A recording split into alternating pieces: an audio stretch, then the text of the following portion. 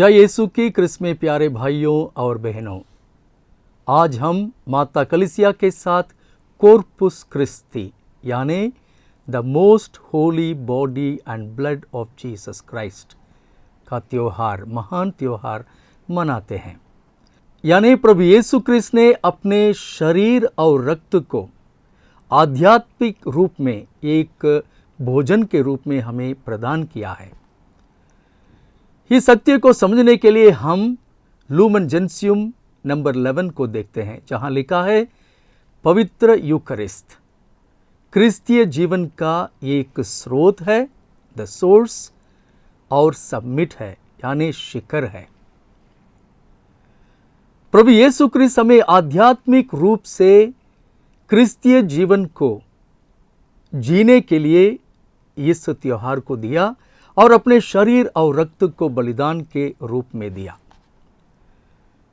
पवित्र यूकरिस्त एटिमोलॉजिकली simply means thanks giving, यानी जब कभी हम पवित्र यूकरिस्त को मनाते हैं, पवित्र यूकरिस्त को अपने जीवन में जीने के लिए कोशिश करते हैं, हम वास्तव में प्रभु ईश्वर को धन्यवाद देते हैं हमारे जीवन के लिए, इस जिंदगी के लिए, हमारे परिवार के जनों के लिए और प्रभु यीशु क्रिस्त के जीवन के लिए, उनके पुनरुत्थान और उनके स्वर्ग आरोहण के लिए। इसलिए तो माता कलीसिया एक के बाद एक त्योहार हमें दिया है।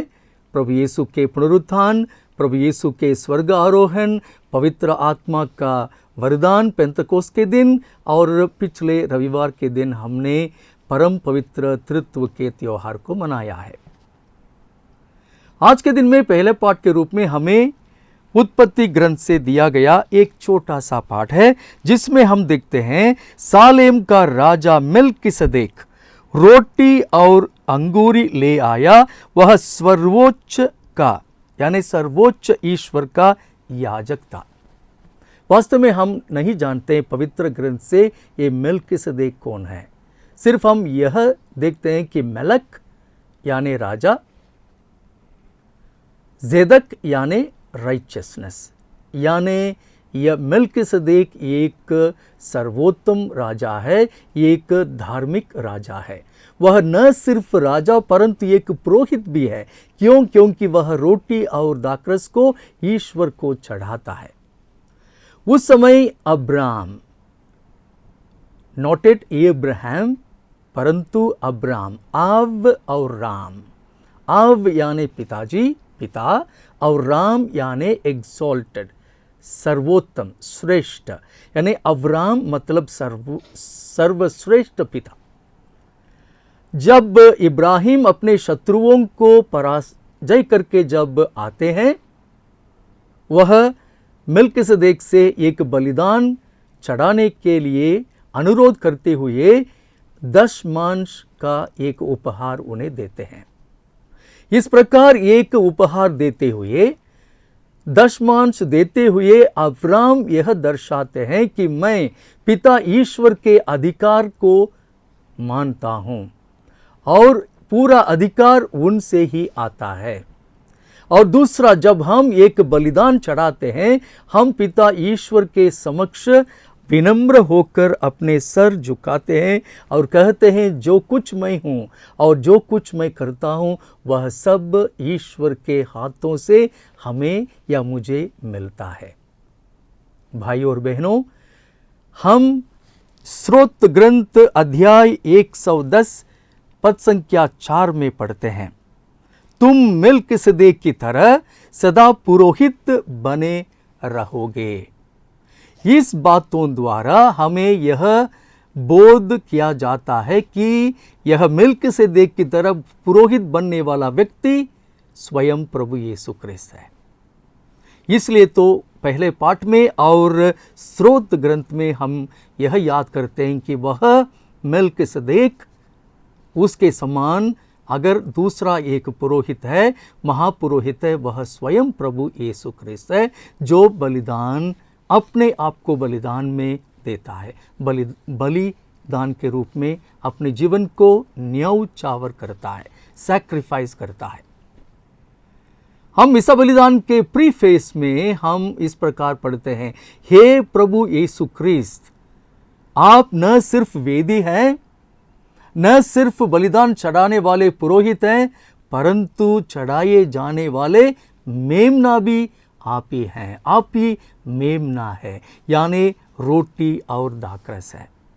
भाई और बहनों, जब हम प्रभु यीशु के शरीर और रक्त का त्योहार मनाते हैं, तुरंत हम पवित्र सप्ताह के दिन, पवित्र सप्ताह के गुरुवार के दिन उस अपर रूम में जो हुआ उसे याद करते हैं। संत पौलुस कोरिन्थियों के नाम लिखे हुए अपने पहले पत्र में यह कहते हैं कि मैंने प्रभु के द्वारा, प्रभु यीशु क्रिस्त के अनुग्रह के द्वारा मुझे मिला है, उसी को मैंने आप लोगों को बताया है। उन्होंने क्या देखा है, उन्होंने क्या बताना चाहते हैं, उसी को हम यह देखते हैं। जिस रात प्रभु यीशु पकड़वाए गए, उन्होंने रोटी लेकर धन्यवाद की प्रार्थना पढ़ी और उसे तोड़कर कहा, यह मेरा शरीर है। मेल्किसदेक ने सिर्फ एक रोटी के टुकड़े को लेकर ईश्वर को बलिदान के रूप में चढ़ाया, परंतु मेल्किसदेक की तरह पुरोहित बनने वाले प्रभु यीशु ख्रिस्त अपने शरीर को ही तोड़कर रोटी के रूप में अपने शिष्यों को देते हैं और उसके बाद कहते हैं कि खाओ और इसे मेरी स्मृति में क्या करो, मेरी स्मृति में किया करो। भाई और बहनों, मेल्किसदेक सिर्फ दाखरस भरा उस प्याले को ईश्वर को चढ़ाया था, परंतु संत पौलुस कहते हैं इसी प्रकार ब्यारी के बाद उन्होंने प्याला लेकर, यह प्याला मेरे रक्त का नूतन विधान है, इसे पीवो और इसे मेरी स्मृति में क्या करो। अभी हम जानते हैं कि क्यों पुरोहित दिन ब दिन रोज मिस्सा बलिदान चढ़ाते हैं, और अभी हम जानते हैं कि क्यों हमें पवित्र मिस्सा में भाग लेना ज़रूरी है, और पवित्र मिस्सा में भाग लेकर उस पवित्र रोटी और दाखरस को प्रभु यीशु ख्रिस्त के शरीर और रक्त के रूप में क्यों ग्रहण करना है, क्योंकि यह हमारे आध्यात्मिक जीवन के, क्रिस्तीय जीवन के स्रोत और शिखर है। इसमें और एक बड़ी बात है, संत पौलुस को हम एक फेथफुल सर्वेंट के रूप में देखते हैं, एकदम फेथफुल। वाई? उन्होंने यह कहा, प्रभु ने जो मैंने सुना सिर्फ उसी को मैंने आप लोगों को बताया। ये इंस्टीट्यूशन ऑफ द होली यूकरिस्ट को लिखने वाले पहला न्यू टेस्टामेंट लेखक संत पौलुस है। इनके बाद ही संत मार्कुस ने लिखा, और उनके बाद संत मत्ती, और उनके बाद संत लूकस, और उनके बाद संत योहन, परंतु थोड़ा सा डिफरेंटली हम योहन के अनुसार सुसमाचार में अध्याय 6 में पाते हैं। भाई और बहनों, आज के सुसमाचार का पाठ हमें रोटियों का चमत्कार को प्रस्तुत करता है। हम देखते हैं प्रभु यीशु, उनके शिष्य और 5000 से ज़्यादा लोग वहाँ उपस्थित हैं। निर्जन प्रदेश है, जनसंख्या बड़ी है, अवेलेबल रिसोर्सेस बहुत कम है, सिर्फ 5 रोटी और 2 मछलियाँ। प्रभु यीशु ख्रिस्त यह चाहते हैं कि हमें सबको खाना, भोजन का व्यवस्था करना है, परंतु शिष्यों का मानना यह है कि हमारे पास उतना पैसा नहीं है। इस स्थिति में प्यारे भाई और बहनों, जब प्रभु यीशु ख्रिस्त लोगों का स्वागत करते हैं और शिष्य उन्हें भेजना चाहते हैं, ईश्वर का अनुग्रह हमें देखने को मिलता है, द इंटरवेंशन ऑफ गॉड।